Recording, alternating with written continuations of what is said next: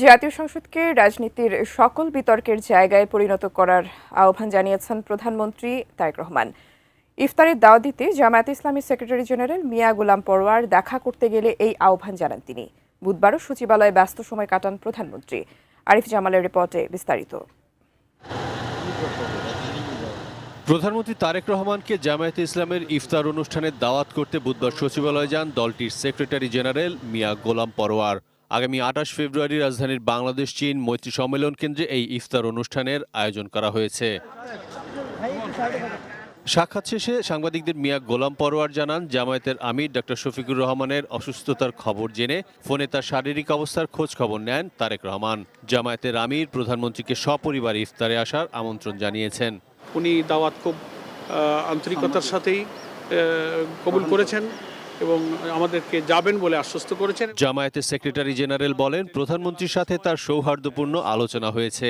এ সময় প্রধানমন্ত্রী সংসদকে অর্থবহ করে তোলার আহ্বান জানালে তাতে ঐক্যমত প্রকাশ করে দলের পক্ষ থেকে তিনি বলেন, রাজপথে নিয়মতান্ত্রিক আন্দোলন হতে পারে।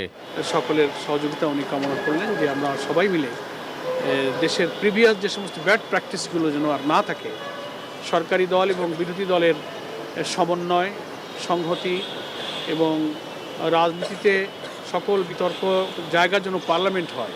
এক প্রশ্নের জবাবে মিয়া গোলাম পরোয়ার বলেন, সরকারকে মূল্যায়নের সময় এখনো হয়নি। বিরোধী দল থেকে ডেপুটি স্পিকার করার বিষয়েও সরকারি দল থেকে তাদের কাছে কোনো প্রস্তাব আসেনি।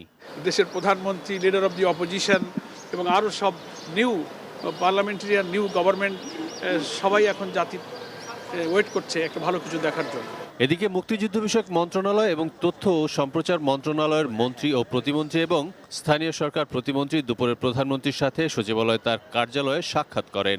এ সময় প্রধানমন্ত্রী আলাদাভাবে তাদের বিভিন্ন দিক নির্দেশনা দেন।